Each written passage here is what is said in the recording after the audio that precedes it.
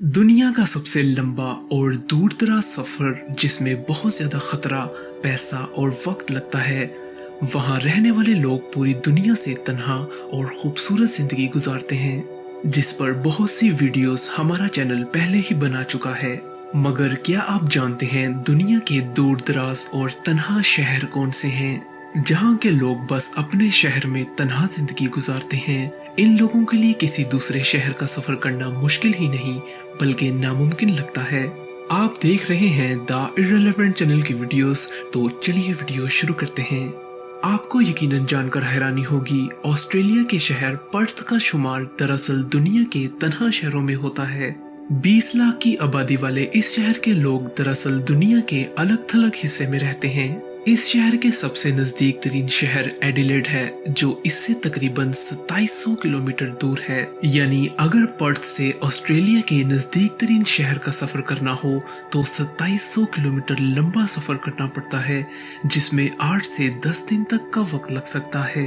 और इस सफर के दौरान दुनिया के सबसे खाली और गैर आबादी वाले इलाके से गुजरना पड़ता है, जहां शदीद गर्मी के बायस टेम्परेचर 50 डिग्री तक पहुंच जाता है।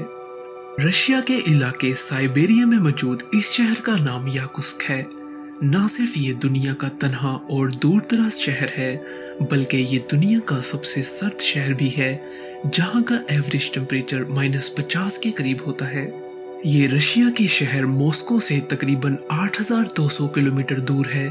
यानी अगर मॉस्को से इस शहर का सफर करना हो तो नॉन स्टॉप 112 घंटे से ज्यादा का वक्त दरकार होगा, जबकि इस शहर का सफर करने के लिए कोई शॉर्टकट भी मौजूद नहीं।